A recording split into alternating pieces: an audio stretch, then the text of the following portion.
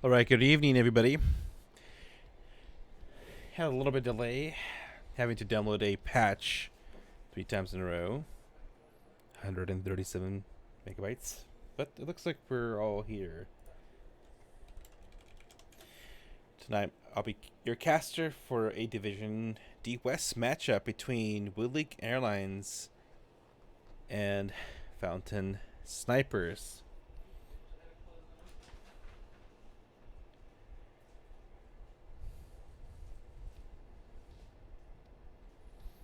As we get started, I guess I'll switch to look at our bands. So Division D West being a smaller division than some of the other divisions in NGS. We did have Woodleague Airlines winning the coin flip. They opted for map pick, and Woodleague Airlines banned out Battlefield of Eternity, Inferno Shrines, with Fountain Snipers banning out Cursed Hollow and Braxis Holdout. And with that, we did have Woodleague Airlines selecting Towers of Doom. It looks like all the teams are ready. Move into the draft.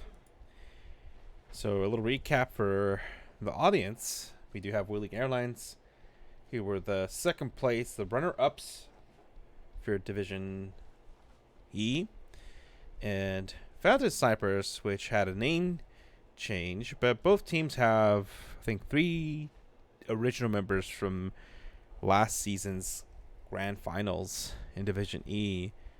So a rematch of sorts, with Woodleague Airlines having 3 of their members from last grand finals, and Fountain Snipers, who were Nerd Herders last season, renamed to Fountain Snipers, had 3, and actually I think they have now 4 of the members from last season's grand finals champions from Division E. Where we start out with a ban on Zul'jin. That is, from my experience, a targeted ban. Looking over at Woodleague Airlines, they have Zilla. Zul'jin is a very targeted ban on him, with my knowledge of these teams. He's a Johanna, the mandatory Johanna ban, followed with a Stukov ban. So we do have the Stukov ban. Stukov is a high priority healer. We've seen pretty much either picked or banned in the first 2 or not. We do see a Lucio ban coming out. From, I think, my understanding, Rusty is a pretty decent Lucio player. So what we do see besides the mandatory Johanna ban, we do see some targeted bans coming out from both teams. Division D West being a smaller division, they do have a double round robin situation that most of the other leagues in Division D don't have. We see a Li Ming. Interesting. Li Ming be picked up by Solo Jackal. We do have the Brightwing coming out from Just Garbage. And Beeman on the Varian.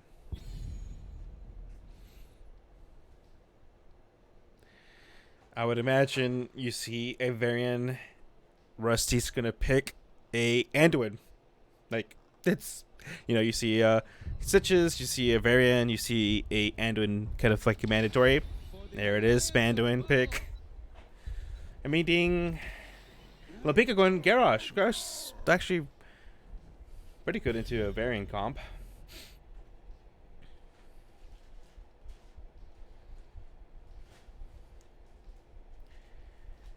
At this point, ban out. Probably things that could combo well with Garrosh or offlaner potentially.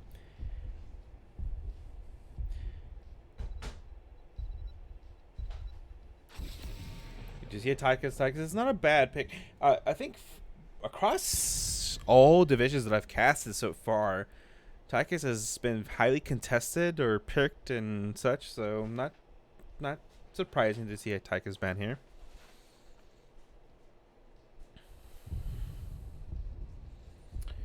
We do have Meeting and Mosley going to be picking up on the side of Fountain Snipers, Baron, Yahtzee, Yazilla. If everything stays as it is, right, they can still switch. You see Kel'Thas. So on the side of Woodley Airlines, they need a offlaner and 2 DPS. So they haven't showed their full hand yet.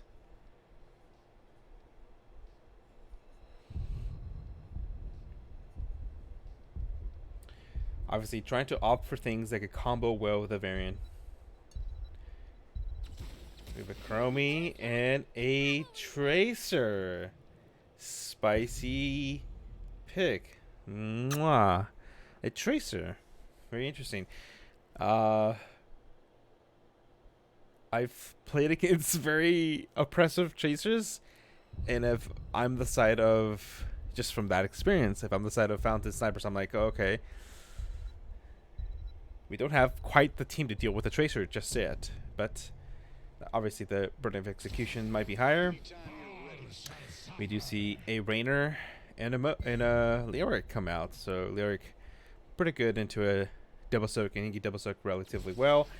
And we do have Vikings, so I think this is again a rematch of this was game 2 of the grand finals. We actually had the same pick. We had Mosley on a Lyric, and we had Baron on Lost Vikings. And it came down to like the very last tribute. So we see if Baron can keep the pressure up. So very interesting. So with that, we'll be moving into the game screen. So interesting. Towers is one of those maps where obviously you're going to be losing the whole match, right? You're going to be losing the whole match. Then if you're able to flip that switch at the end, you can turn the match around. There's been many situations where we have a team. Oh, my screen got... We have a team that was winning the whole time and unable to capitalize. But anyways, I'll start on the right-hand side. Oh, we do have a pause. That's fine. Gives me time to introduce the teams meanwhile. Nothing started, so I'll use this time to catch up. So we have on Woodley Airlines side, just Garbage on Brightwing, Zilla on the... Oh yeah, Chromie. Can't quite hover him. Yahtzee on the Tracer, Baron on TLV, and B-Man on Varian. And we do have the paused side of Fountain Snipers. We do have Lompico on Garrosh, Meeting on the Rainer, Silver Jackal on that Liming, Mosley on that Skeletor, right? Leo. We do have Rusty on that Anduin. I guess if this is going to be a little bit extended, I will move over to... Actually, I think this is the issue. I don't want... Wait, I do want full screen.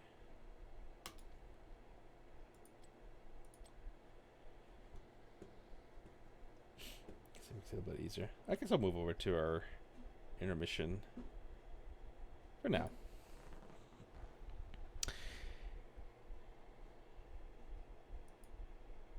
So if you're the side of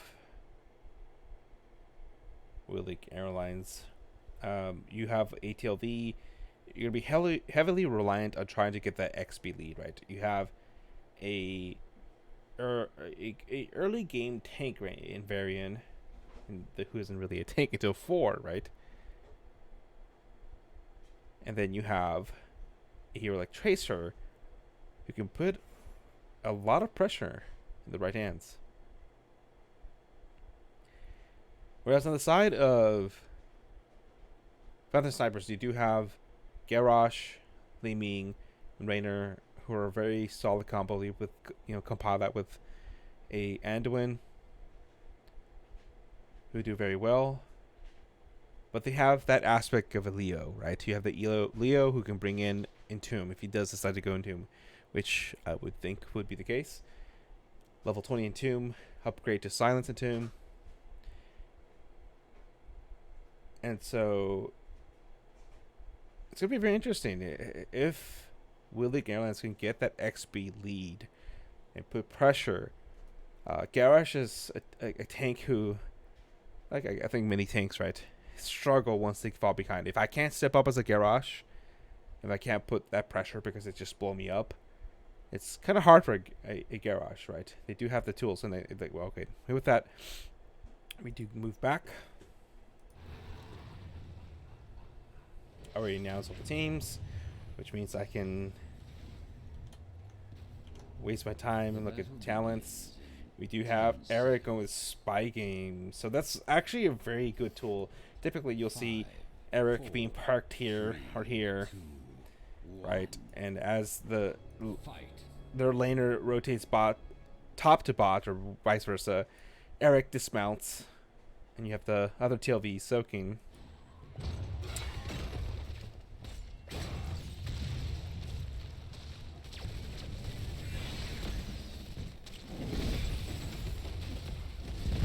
We have our customary mid-game. We do have two TLV top with Baron. We have Garrosh kind of slowing down the rotation of Willig Airlines. And so again, you're going to have to be careful until like about level 4, right? You have Varian. So you're not quite as aggressive. Yeah, Viking should be pretty safe, right? There's not much a Leo can do, right? Yeah, you're correct, Nemo. There's not much a Leo can do, but that's not the purpose of Leo, right? If you're Leo, you just want to soak. But if you're Willig Airlines, this is a rough comp.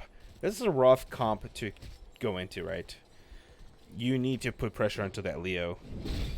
If Leo is forced to back, if Tracer comes up, if Tracer plays a roamer, comes up and puts pressure on that Leo to back and hearth to hearth, that's where you get your XP. So, oh, we have a skirmish going bot. And Garrosh. Ooh, and here we get the pull. Very good, nice pull by the Anduin. Those are going to be very important. And again, it's going to be very interesting to see how Willig Airlines works around the pole, right? Because you definitely want to work around that. So it was curious to see the Lucio ban, right? Because you don't see Lucio banned out. But now it makes sense, because a Lucio is definitely a harder counter to a variant comp than a Anduin, right? The Anduin can do a pull, even at 16 S2. But Lucio can deny a lot of variant engages.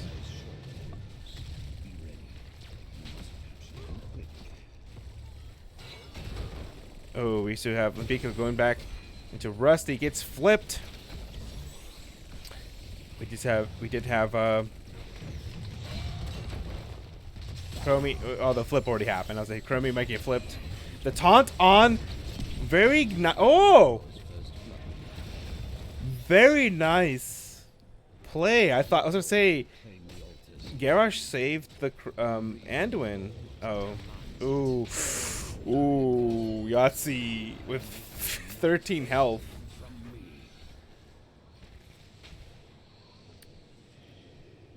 But was able to survive. Yeah, if you're Tracer, you definitely want to be mindful of those. We have TLV stalling top a bit, but I don't think and so far you have Willig Airlines. The power of TLV already showing. They're about quarter of a level ahead. I mean, I don't know how much health a Leo gets from live training a TLV, but it's the thought that counts. Like that's very good by Baron. You want to dismount that Leo. We have both teams opting to get their siege cams bot. I'll try to keep on this because this is ooh, life drain. I mean, that's good, but it's only a minor delay. You do get some XP from killing the TLV. I think this is the more, although this matchup is important, right? I think this is the more important matchup. Okay, so obviously bias. I play both tank and offlaner, so I will highlight the offlaners. We do have to talk him out, but unstoppable gets popped. Another relatively long cooldown, right? So, and that's the power of the variant comp, right? The idea is that you okay. So we have Mosley coming down. Oh, very good combo.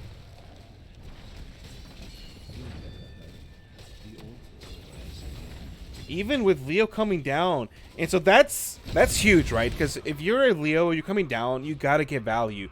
You came down, your tank died, and then you have TLV soaking still, and right away, now we're seeing about half a level lead. So that's the trade-off, right? If you're gonna come down to contest, you gotta get value, and they did not get value. They actually lost value there. So Eric's there in the bush. All he has to do is give vision, dismount people, delay. There you go, Baron. Oh, Eric's gonna die, unfortunately. But all the while that's happening, they're like, hey, I honestly, oh, we did lose 2 Vikings and a altar, but they traded bottom for that. I actually don't mind that too much, because that's passive XP. You know, they're still about half a level or so ahead. It's not a bad play. And that's the thing about TLV, right? You want to make sure you get value. If you're gonna have a TLV, you gotta get. If you can do things that 3 heroes do with a TLV, that's immense value, right? Oh, we do see a fight at the bottom. Taunt coming out. Oh, Yahtzee going down. I didn't even call out the level 10s. I was so excited about the TLVs and what they were doing. You want to, yeah, I was gonna say, you don't want to fight. We do have the Tracer go down, but we do have our level 10s online for both teams. Play again, Blink Heal, Shield Wall, Pulse, Rounds, and Temporal Loop on the side of, I was about to say Nerd Herders, Fountain Snipers, Light Bomb, Hyperion, Entomb, Wave of Force, and Warlord's Challenge. They did lose that bottom right key for the side of. We do see them trying to invade, and we have TLV coming down. That's smart to step away. Like, oh, I was saying, Li Ming Ming's gonna blow up one of the TLVs. I mean, that's fine. It's unfortunate to lose that, but losing your life is more important. Do not let the Gravekeeper's cronies reach the. And whether we do have Fountain Snipers slightly ahead now.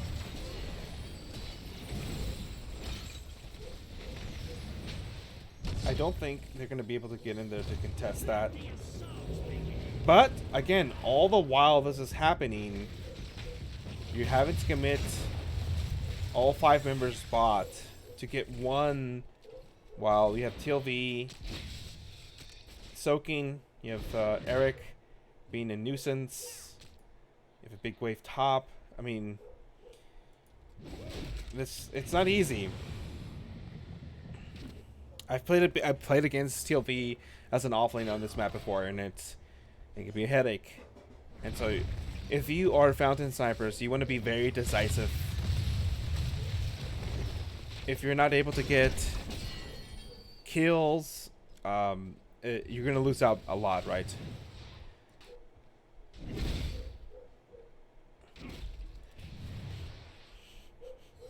So we do see Airlines soft sieging bot, and we do have D-Man kind of. Ooh, that's a rough spot. If you're caught and tossed, you're kind of in no man's land.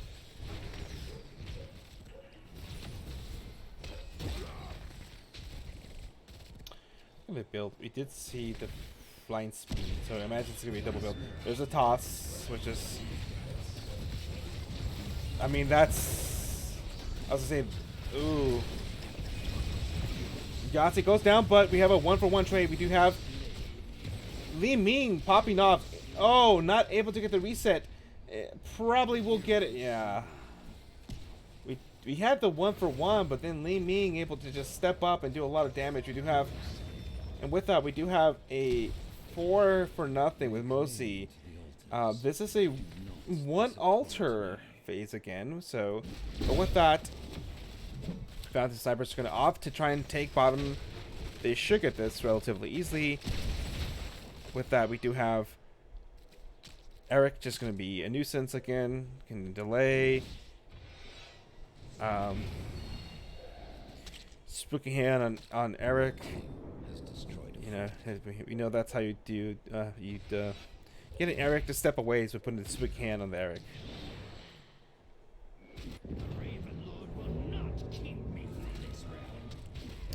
But with that, we are sitting now about almost a level lead on the side of.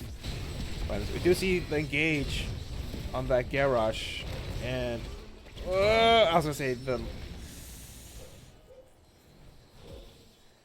Right, we're not able to get in there just in time. We do have Chromie and Variant going down again, Laming low on resources. Yahtzee able to kind of interrupt it for a second, but.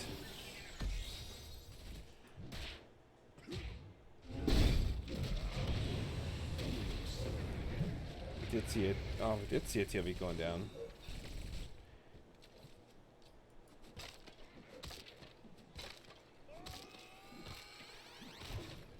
We see play game being used. Mid.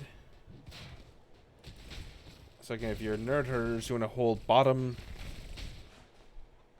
Both teams on the same talent, even though Fountain Snipers are about a level ahead. I mean, yeah, if you're Fountain Snipers, you want to back off.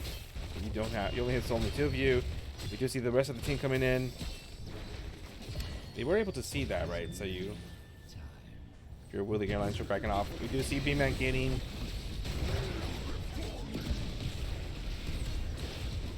The Brightwing did able to come in, but Chromie in a very bad position, unfortunately. Oh wait, it didn't go through then, because right we had it again. We do have Variant being tossed again, and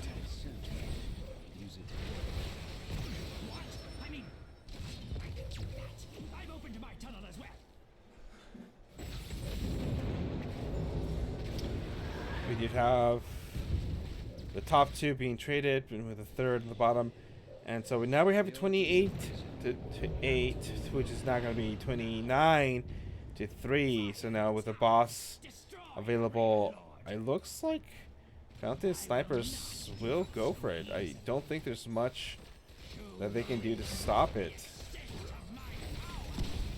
Even with just a Rainer, and should be relatively easy to do this. Yep, and it looks like it will be game 1 going over on the side of Fountain Snipers. GG. So it was relatively close in the beginning. We did see Willie Airlines being able to get some soak advantage, being able to get some kills. But after that, it seemed like Fountain Snipers able to stabilize, able to control the rest of the match. Look at the stats coming through. Top Siege, of course. Actually, we had Leo with the top Siege, but TLV able to keep up for a bit. Top damage, Li Ming, Rainer, not surprising. We look at the healing, about a even, and doing Brightwing. Let's look at the XP. Obviously XP, not surprising that we have TLV up at top, but with the rest of the team collectively being able to make up for a lot of the ground that TLV was able to get on top.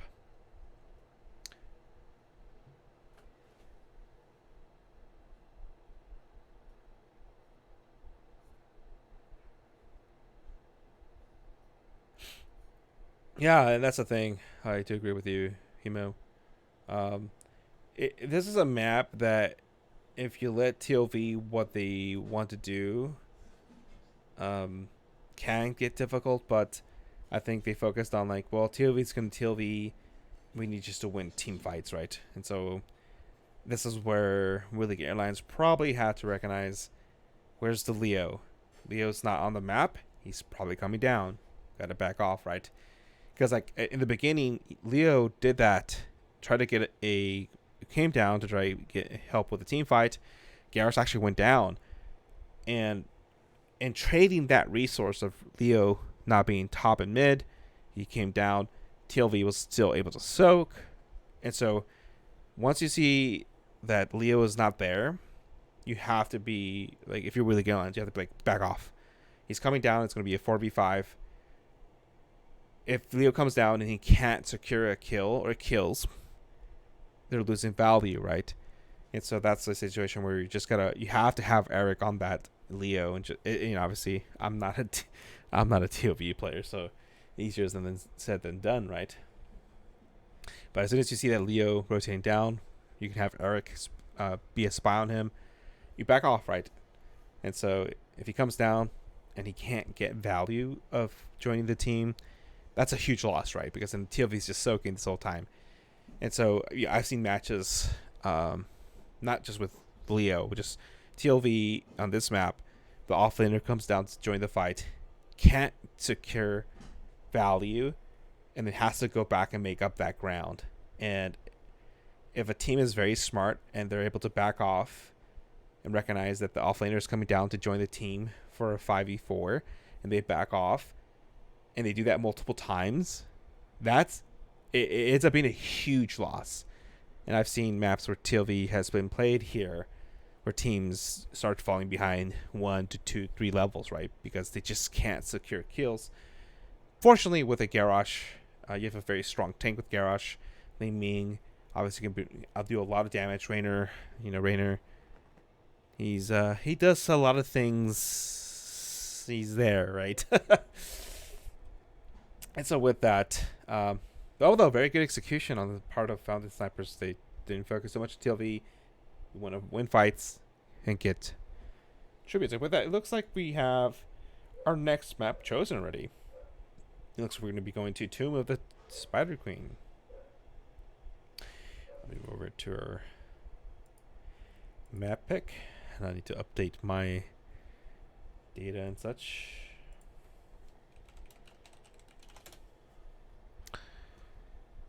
But overall, not bad. Yeah, we did have Fountain Snipers winning the first one. And we did also, we're going to Tomb of Spider Queen being picked by Fountain Snipers.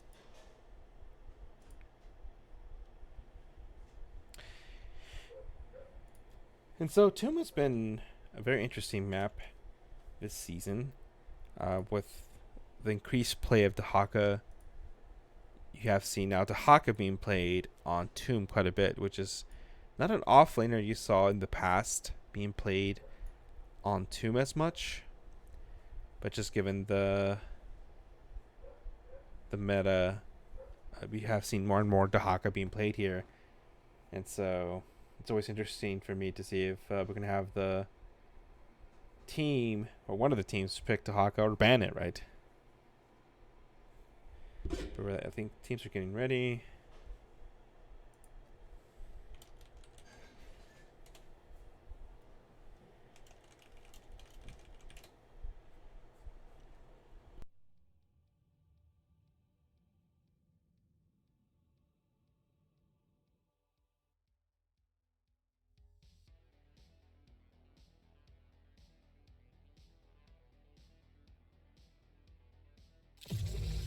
Tomb of the Spider Queen.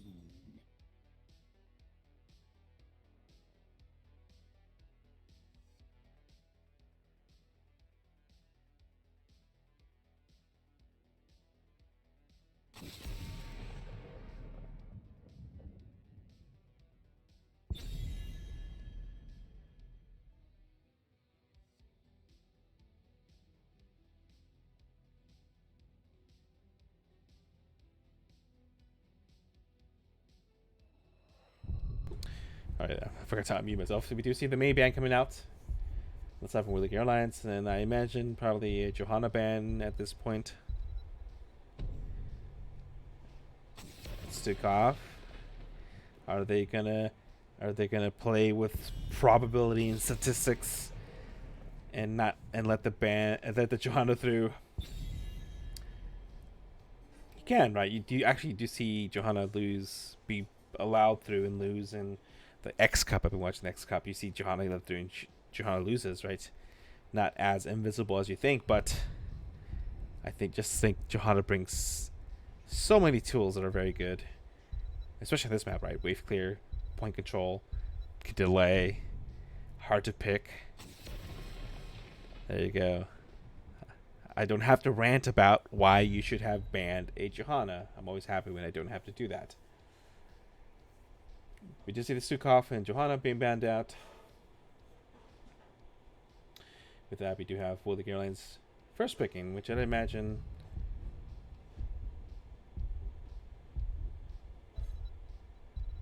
Prio, Wave Clear, Siege. We do have the Garrosh coming out this time, so stealing the Garrosh away from Fountain Snipers. And so we do know that Garrosh, this is one of his better maps as well. Small lanes, lots of vents, lots of very predictable pathing of the enemy team. We do see Rusty picking the Brightwing, and we do see Tychus being picked up. Tychus can make quick work of a Garrosh, of most tanks, but also a hero who needs to step up and put themselves in danger, right? And we have Anduin and Li Ming, so it looks like the teams have switched the drafts, right? You drafted the Garrosh, Anduin, and Li Ming. Now we steal that from you this time. Probably imagine to have an off-lane ban. Anything that in particular you wouldn't want to see.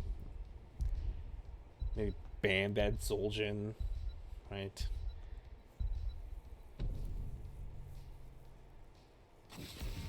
And yeah, ban that Zul'jin. Why not?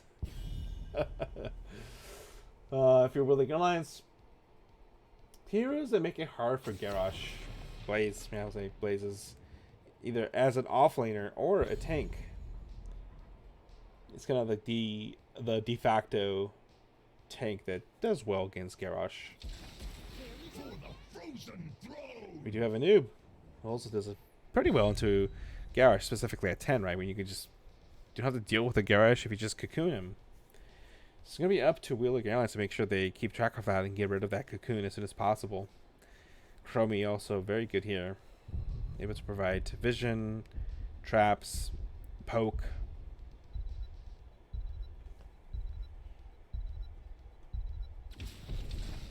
Wait till they get a load of me. We have a Diva and a Kerrigan. Ooh. Again, another spicy pick on the side of Willick Airlines. He saw a Tracer game 1. Now we see a Kerrigan. I could say this is a pretty good Kerrigan map. Small, bushes, especially the Garrosh. If you're able to get a pick on Brightwing, Tychus, Chromie, even the new Maltail. Ooh. I mean, I like the Maltail matchup into that Diva. But team fights,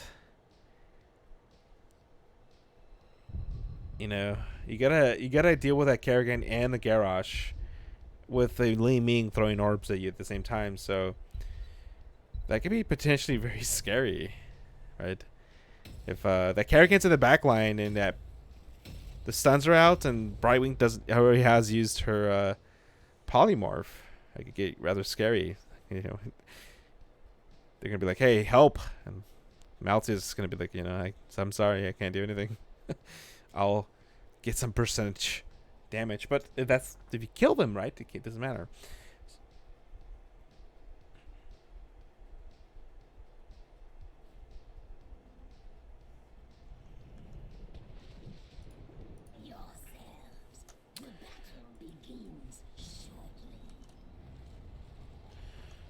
With that, we do have Yahtzee on the Ming, B-Man on the Garage, Just Garbage on the Anduin, Zilla on the Kerrigan, and Zilla Baron on the Diva. And on the Fountain Snipers, we do have Silver Jackal on that Chromie, Rusty on the Brightwing, Meeting on the Tychus, Lumpico on a Noob, a Wreck, and Maltail being played by Mosley. So this is going to come down to can you control the Garrosh and Kerrigan? Both teams have, I would say maybe the wave clear slightly favors side of I'd definitely say it. We do see the Kerrigan do a combo.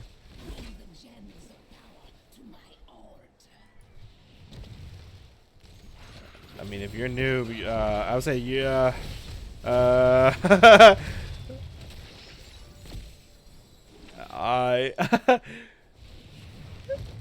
You gotta respect that Kerrigan combo. Kerrigan in the garage as in a noob, you know. If you're a Diablo, Mal'Ganis, maybe Joe, sure, Murden. You know, a noob, you have like 2200 base health at level 1. You're not as tanky as you think you are. Maybe with the spell damage. We do see Airlines moving over to do their bruiser camp. They're losing out their prio on that wave clear though. Actually, let me hold up. The sound might be a little bit louder than I want it to be. I'll lower it a bit. Hopefully didn't miss too much. So this is a matchup that Diva kind of loses, right? You don't want to brawl with a Maltail, but you could definitely soak. So as a Diva, you want to maybe soak as much as you can and get in lane, mid lane, or whatever it be. We do see Phantom Snipers grabbing their own at the same time. Both teams kind of all over the place right now. I forgot I have my music playing. I can lower that a bit. I don't have the talent screens up. I'm sorry. Is this an... Okay, never mind. It is an orb build. Nice. Kerrigan goes down. They were fighting under that spell, so that's something you... Spell shield you don't want to be doing. With that, we do see everybody focus mid. We do know that on Tomb, mid is actually very important, right? It helps you control 2 of these turn-ins.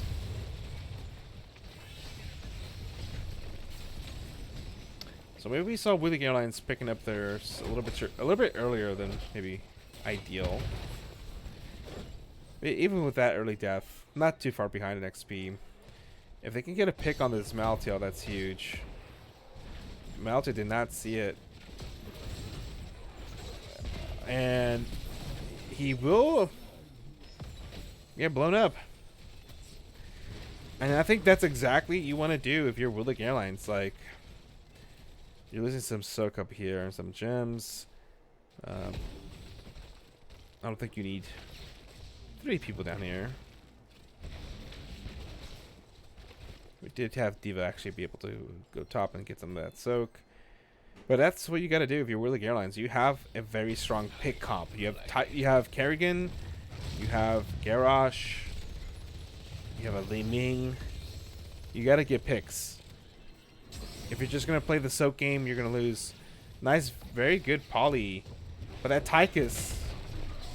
Actually, I was surprised he got tossed back into the team. I think B-Man could have tossed him over that wall, and he's guaranteed dead. I was about to say, oh, he just gets tossed over the wall, and he gets tossed over here, and he's dead. And he got tossed back, and he was able to walk away. But we do have Red Weaver, red side. Though on my screen you'll see orange. I prefer the color blind mode. Easier on the eyes. Right, we do see Fountain Snipers focusing that top lane, which is the boss lane. Makes sense. With that, we did see Willick Airlines trying to defend mid. I mean, you gotta kill those little guys. And that's a fun fact that most people don't realize. Those little minions that the Spider Queens summon, they actually do most of the siege damage. A lot of times you'll see some teams focus on the Spider Queen, and she has like 4 of those little 4 or 6 of those little guys that she summoned, and they do a lot of damage to the structures. So you want to kill those. As backward thinking as it is, you want to kill those first, right? Because they do the most damage to your structures. The Spider Queens themselves don't do much damage.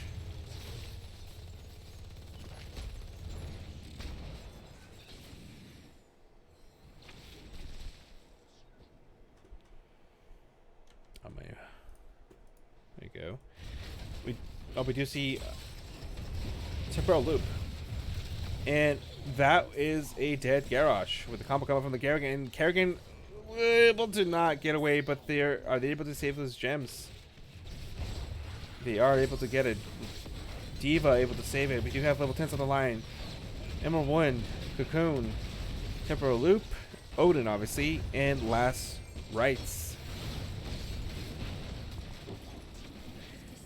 And Fountain Snipers able to secure that very important middle fort.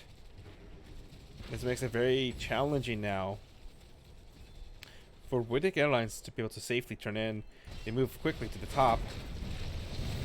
And with that, it looks like they're going to be able to take that relatively easy. Yeah, there's not much. We did have Cocoon and Kerrigan being used.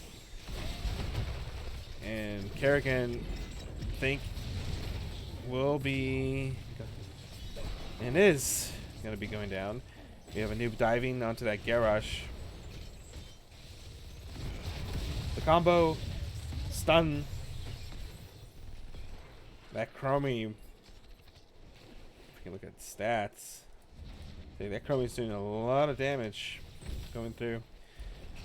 We do see Willick Airlines getting a turn in, but it's going to be kind of slowed down by this boss play. Very good pickup on the side of Fountain Snipers. They're going to get this relatively free. Practically negates the top push of the push from the spiders in the top lane. And with that, they move mid, so they're going to clear that relatively quickly as well. They're probably going to be able to free clear top, so it's almost like a lost turn-in, right, for the side of Willick Airlines. They're not going to be able to get much value. Baron holding a lot of gems. Going to be able to skedaddle. They're able to get the boss down, but we still have the top Spider Queen. Team's kind of split. Garrosh looking to try and get a pick or something. We do see a noob able to dive out. And again, that's something that just Willick Airlines needs to, try and take advantage of. You're a pick comp. You need to get picks. If you just try to soak and not fight, probably doesn't go too well, right?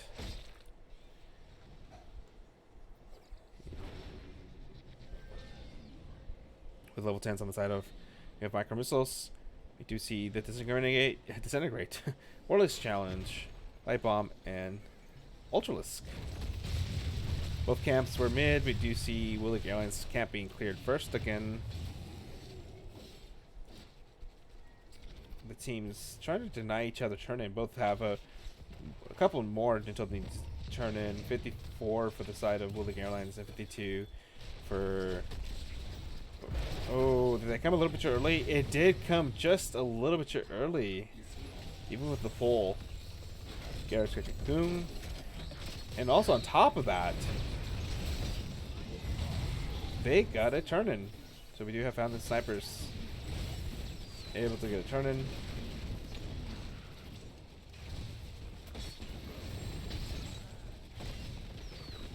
So with his Fountain Snipers, we'll be able to make a pretty strong push. Should secure them mid. We have Diva Bomb. Able to sway them a little bit for a second. Not a decent, a very nice combo. Oh, we do have... And even with everything seemingly going well for the side of Fountain Snipers, you have to respect even a Kerrigan that you've been, you know, able to deal with under their own towers. Or, in this case, their keep. You know. At a certain point, the damage starts adding up. We do have bottom fort going down.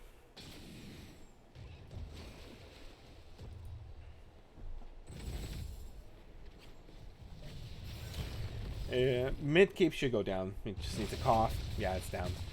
Or a Chromie. Chromies. Chronormu. Sorry. Chronormu. Right? Chronormu. From the Bronze Dragon Flight. Able to place a Dragon's Breath and take down the mid.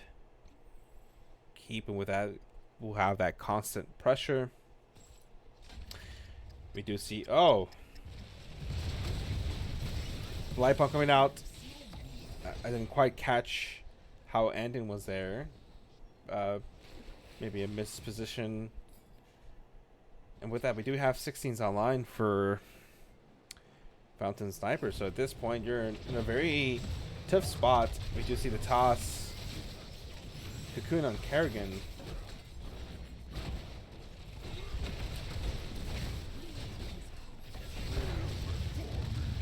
Kerrigan using her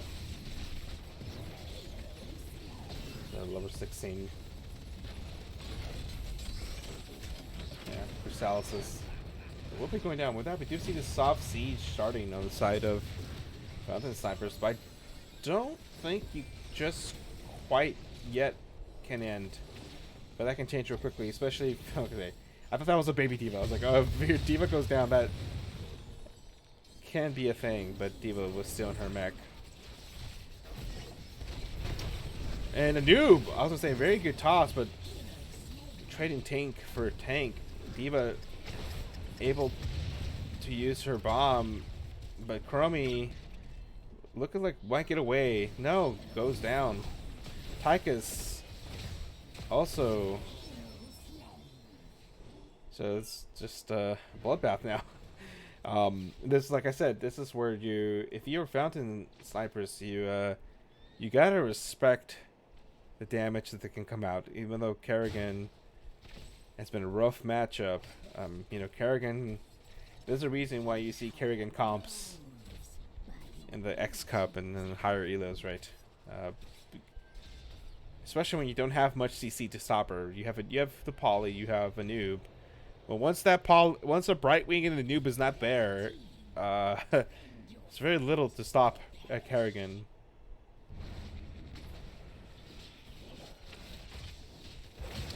Both teams able to pick up their boosters. Again, trading. It looks like this time Willick Airlines. But if you're Willick Airlines, you gotta get value. Even if you're not that far away in XP, even about a level, but you're very far behind in structures. You need to siege this. You gotta get picks, you gotta get structures. This is a map where you can flip everything rather quickly. Oh, Garrosh taking a lot of big damage. Having to step away. We have teams then rotating up from mid to top and see if they can re-engage. I knew we'll be able to stop that Garrosh, but potentially being able to flip him over. If you're a noob, you gotta be careful. We do see bottom going down. A noob diving. Oh. Maybe baited out. The bomb coming out? Is the bomb coming out? Everybody, oh my god, everybody's stunned.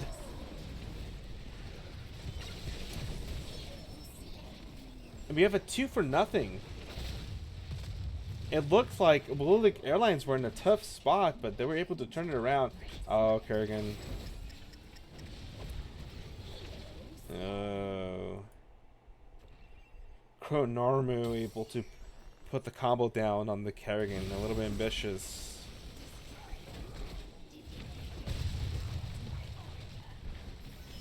You'd hate to see that. Baron, you gotta... Baron with 39 gems. Maybe trying to make friendship bracelets for the team with them. You gotta turn this in, Baron. And we will... They do have enough for turning, right? Yeah, they do.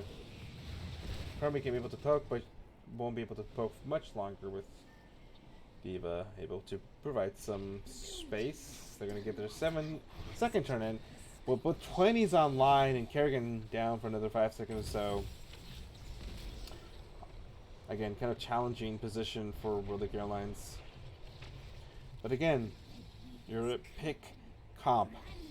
Can you get those picks? Even if you're down, it doesn't quite matter if you're down, if you're able to get a pick. You gotta get that, oh, that Maltail, you know, Maltail, the Chromie, Tychus, right? Those heroes that they can blow up rather easily.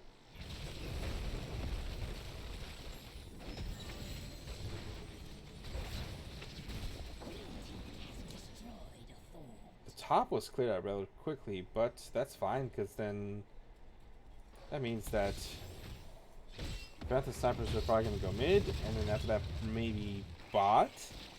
If you're Phantom Snipers, you might even try to force this fight, try and see if you can get something, because before they're 20. Willick Airlines wants to delay this. They want to wait for 20.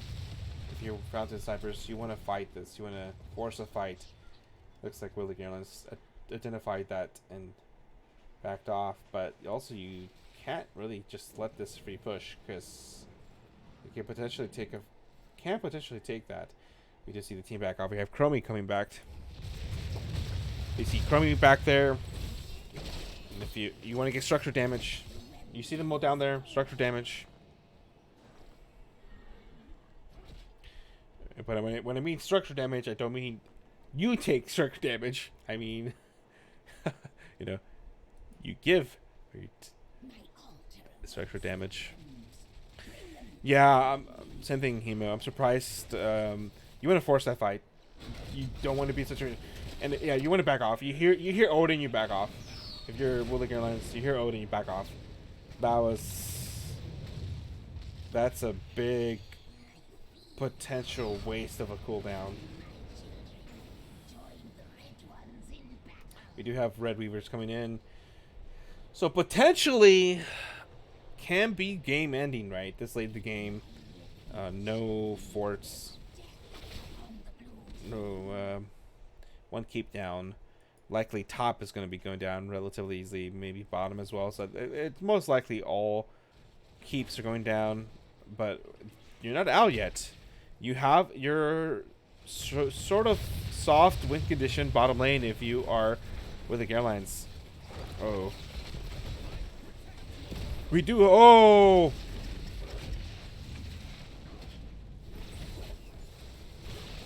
I was going to say, that was Zilla able to stall the death for a little bit. Get some healing. And Chromie stayed there to try to secure the kill. Pop stasis, but that was close. And a lot of R's were pressed. You have the top pressure coming in.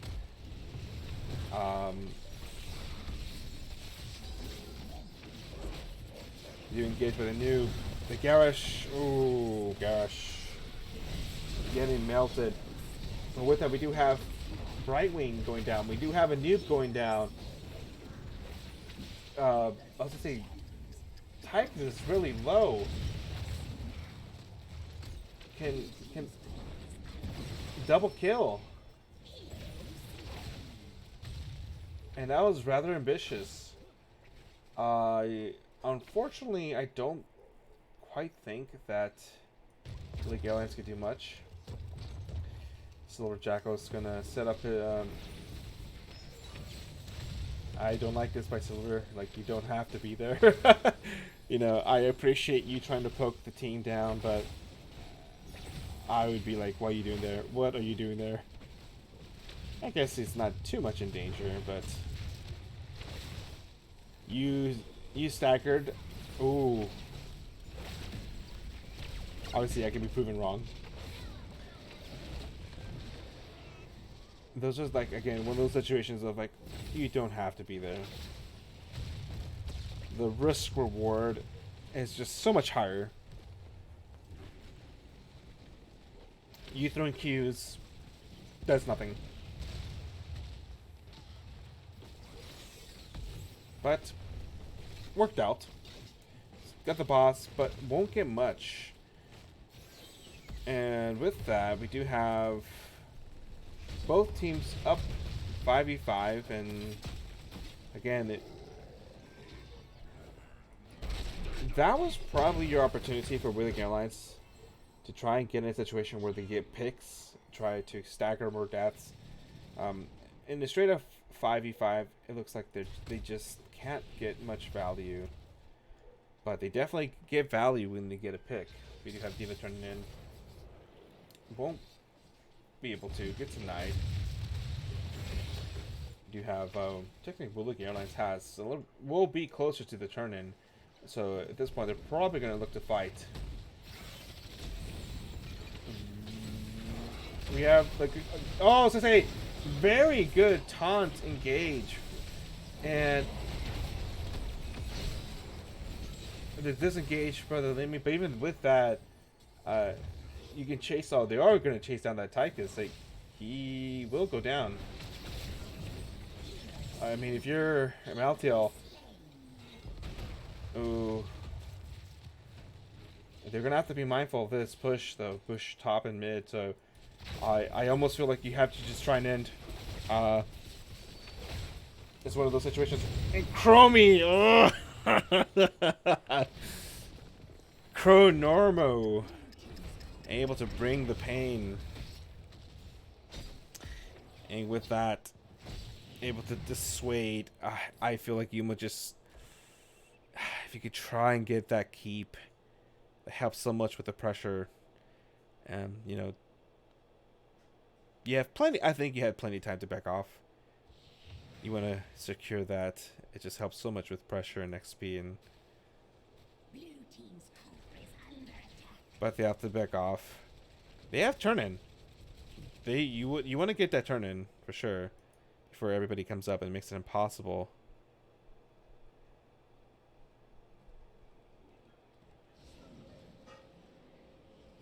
One Yahtzee with that one gem donation, one gem closer, but with that, we do have Baron. It's still gonna be rough. Again, if you are with the Airlines, you gotta get a pick.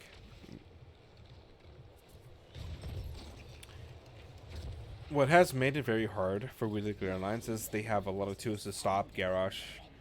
Once Garrosh gets dismounted and he's trying to throw people when it's obvious that he's gonna throw, and so if you're B-man, you gotta find those angles. It's not easy. It's easier said than done, but you gotta find those angles. Okay, this Lambico. I was gonna say, Lambico, you're. Yeah, you can dive out, but if they can time that throw and that taunt, you're dead. Like, even if you mispress your button by a fifth of a second, you're dead. So you gotta...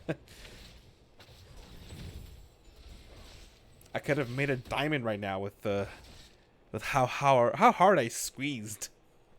Could have made a diamond. It's like, oh, let me go. Making a... Oh, cheeky play. Very good job on Baron. Able to either they saw them or just maybe recognized, they might potentially be there. With that, the Weavers didn't get much value, and that's what I mean. Willie Airlines had to try and get some sort of pick while they were not expecting it. They Pink's coming out. I think they recognize people are in vents. You don't want to fight a diva with a bomb in this choke point. I mean, with that, we do see Fountain Snipers kind of split up. Unstoppable being used. I mean, if you're Fountain Snipers, you can just back off, wait for the pressure to build up, and then someone has to back off, right? Now we're playing the waiting game, and you going from the back door. He has to be careful, though. He has to cocoon somebody. Wait, do you see a lot of buttons being pressed? Bomb coming out. Cocoon coming. Oh! I think that actually saved. Did that actually save them? It looked like they were low. I didn't quite see. Core getting pressure. There is 3 catapults. Someone does have to respond to that. Oh, this is a rough spot. They do have to respond to that. It's going to be... yeah, that's on core now. It's going to be 4 now. You do have to respond to that. That's 4 catapults. And I don't think they're getting back in time. Yeah. That's going to be GG. Unfortunate. They were able to get picks, but... just a little too late. Yeah, that was definitely a lot of a closer match compared to the previous one.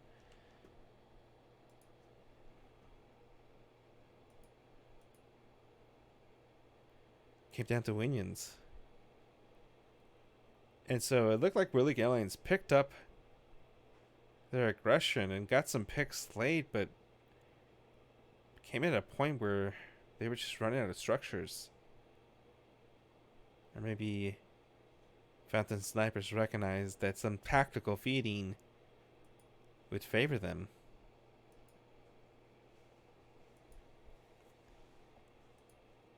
Nonetheless, we do have Fountain Snipers taking game 2, and again with a domination.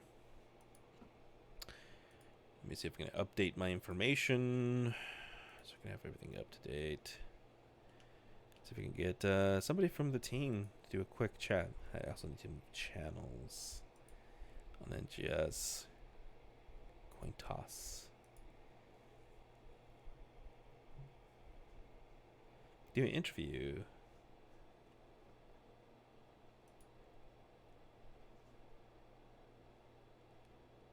Let's see. Go to the wrong channel. This is the problem of being in 30,000 discords. You can never find out which channel. Mode, league, GG's, and Feather Servers.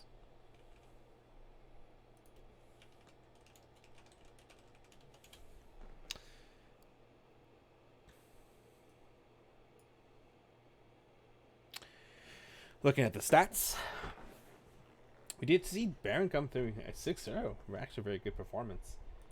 As far as damage, that Chronormu, almost 100k. Not about 20 or so. Well, actually, almost 30 was the mean, but we did see that overall.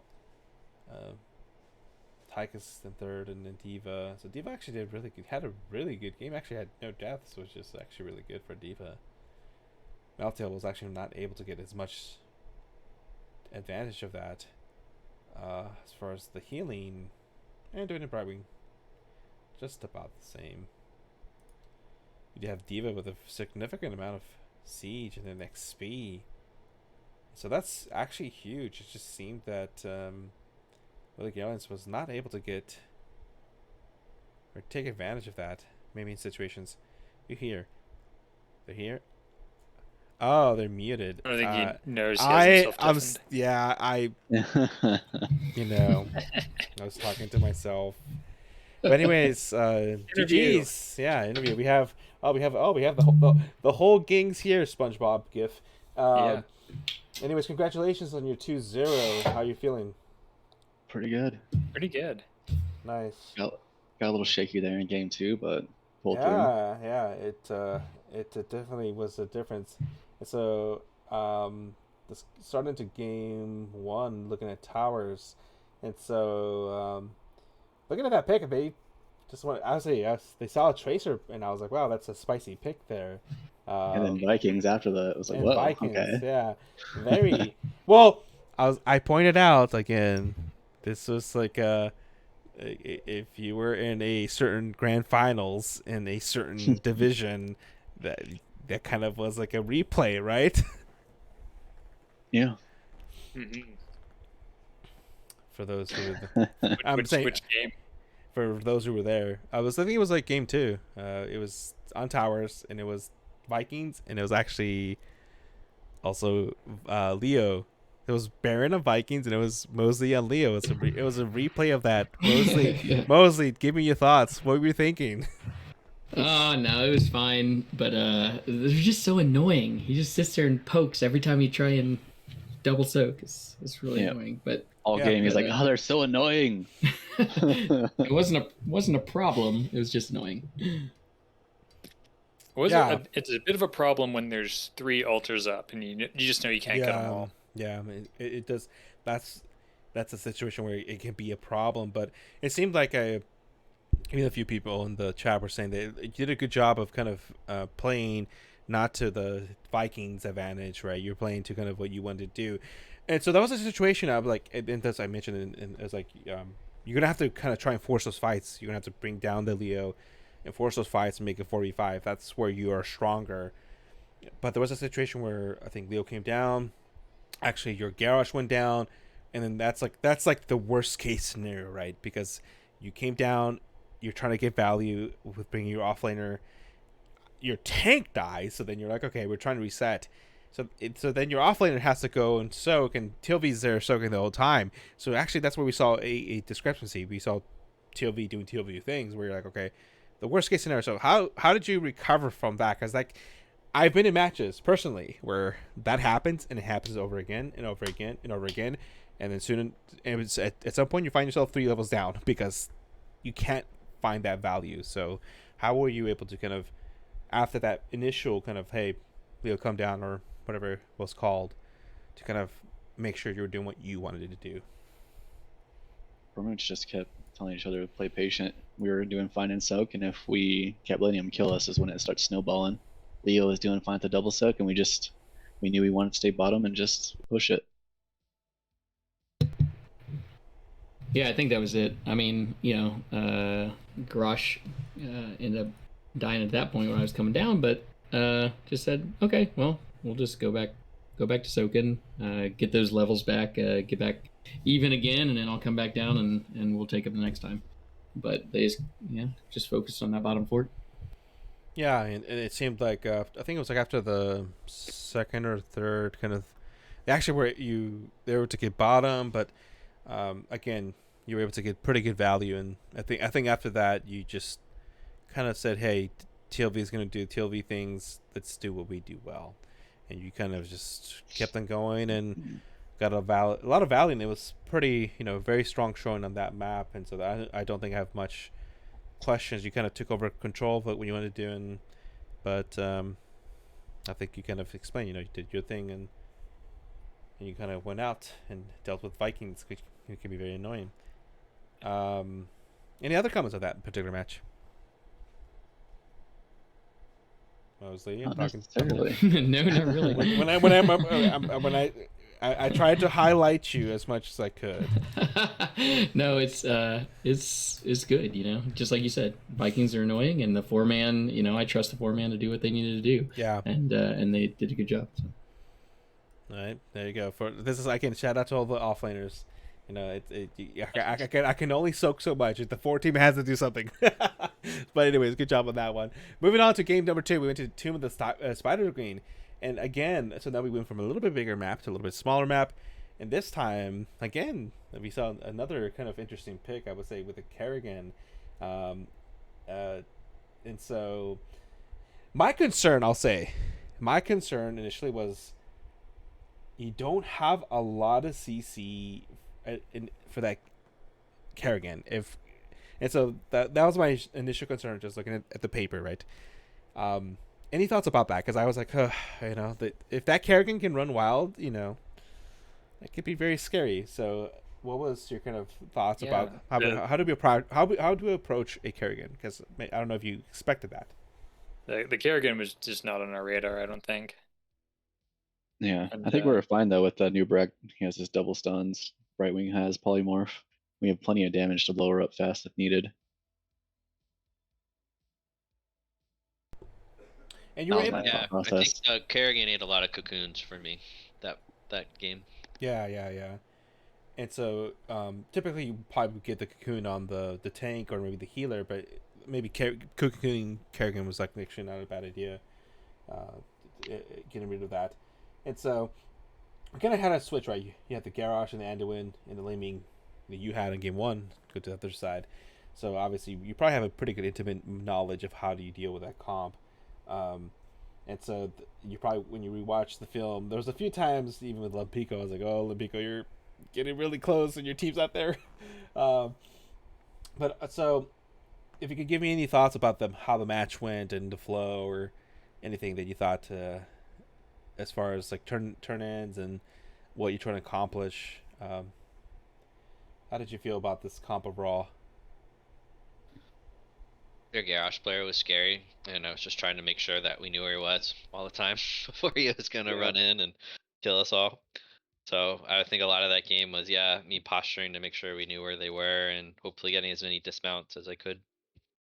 And then I got out of position a couple times as a result. Yeah, and actually that's a very good point. I did highlight that. You seem to make it very difficult for Garrosh to kind of just be mounted and walk up into the team. And that's exactly what you don't want the Garrosh to do, right? Because that's when that happens, that opens up so much space for the Kerrigan to do Kerrigan stuff and Laming, right, to do Laming stuff.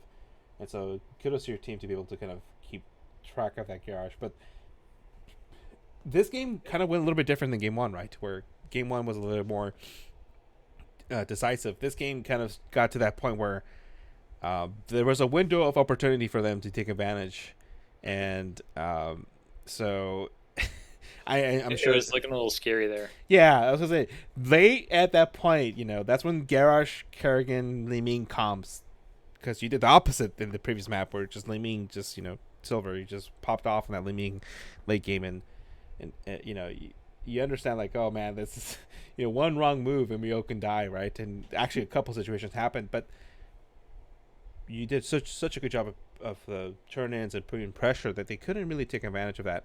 So if you can kind of tell me what were you trying to do those at the end when you kind of were kind of staggering and it's kind of difficult situation for you. Yeah, we were talking about it. We just needed to be a little more patient with the engage. And then when we saw them pushing bot and saw our mid and top getting heavy waves in it, we just said, all right, do whatever it takes, just keep them here. Yeah, I think they were definitely more coordinated towards the end of the game with finding one person and throwing all of their combo on that person and just blowing them up before any response could come through. Yeah, they did definitely turn on their game near the end of it. They did. They seemed a lot harder to kill, definitely at the end as well. We'd put damage in somebody and then just couldn't get them down. Yeah. Luckily, we already had all the pressure in mid and top, and they just couldn't deal with that and then also get their own structures. Yeah, I did mention that towards the end, to that last sequence where they were bottom.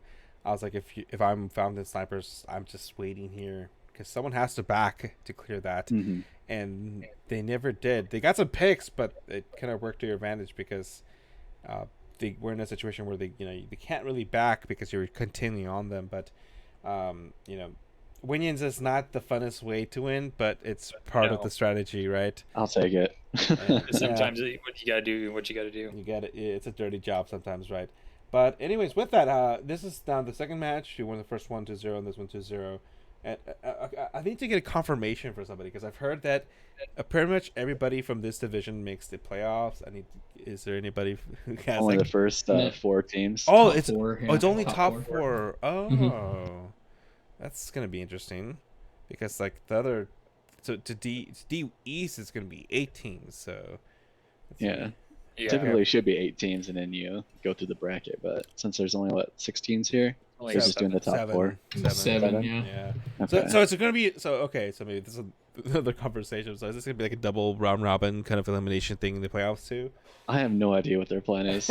No, I think it's just. I think it just goes to the straight to a semifinal bracket. Okay. So interesting. I mean, honestly, I think the just given the kind of the teams and the spread, the all teams should make it, but obviously I think maybe it's better this way or not. I don't know. Just have the bottom 3 Yeah. play versus each other, and then they can demelt the. They should have highest. They should have a play in. They should definitely have a plan. that Anyways, would be pretty cool. I think But- it is too bad that only 4 teams get to make it in the Yeah. smaller divisions. yeah, it seems. We had a bit of a shake-up. One of the teams from our division dropped at the last second, and we had to Yeah. pull somebody from East. And so, Yeah, and that's maybe something where I think maybe if the team's so small, one division is so small, maybe having like a league wide ranking and maybe just have an overall like just league wide, right? Division D, all the top 12 teams make it. They're ranked 1 to 12, right? Which is kind of hard, but maybe just based on winning record. I don't know. But anyways, that might be interesting. with Sounds that, like a terrible nightmare of scheduling a game. yeah, that's true with the division. Yeah, even within each division, it's kind of hard. But with that, very strong showing. So with that, you have what 2 more games left? 2, 3, right? 2, 3. Oh, we got a few left. Okay. And so, how are you feeling about the rest of the season so far? If Good. I think look at I standings. think we'll power through to the end and at least get in the top 4. I'm not sure exactly where we're gonna end up because the top teams in our division are all really close. Yeah, This domination does put us in first though by 1 point. So yeah, that's nice. yeah. Okay, so yeah, because I have the standings before the match. So you were in 3rd place with 14 points. So this will put you 17 points, which will put you in first. I don't know the standings of the other teams. So it looks like the top 5 teams are kind of like very close amongst each other, right? And so that's going to put you in a position where, and so I think I've casted a couple of the other games. It seems very tight in the top 4, so it's going to be kind of exciting for that. But anyways, I don't want to keep you guys here too long and let you celebrate. But No worries. ended up with any final comments, any shout outs? Floor is yours. All right. Take it, Mosley. Oh, all right. I get to start off. Well, obviously, shout out to you, Dark. Thanks so much for picking up the cast. That's awesome, and for the interview. Shout out to NGS for all the work that they do. And Dershane Train is our moderator, so thanks for all that. And then shout out to Goliath for coaching us, taking through some replays. Hemo Santiago for his strong words of wisdom as well. Next, Silver. I have no one to shout out. I guess shout out Odd. Thanks for watching. Shout out Ali if you're watching. You can watch replay later and hear me. Shout out to my team. We did well, and shout out to Wood Lake Airlines. That game 2 is definitely becoming a clincher. Getting a little sweaty.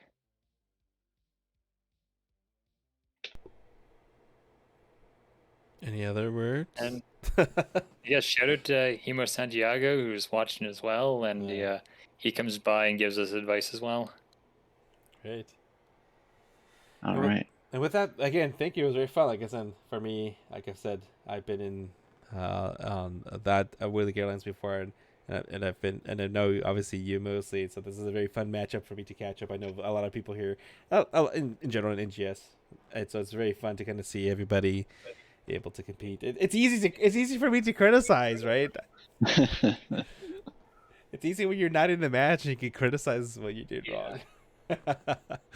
But it was very much a pleasure. Again, congratulations on your 2-0 win, and And maybe look forward to casting you in the future. And good luck with the rest of your season. Yep, you as well. Peace out. All right, have a good one.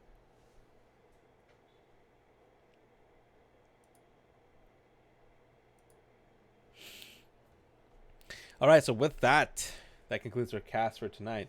I don't think there's anybody else any other matches.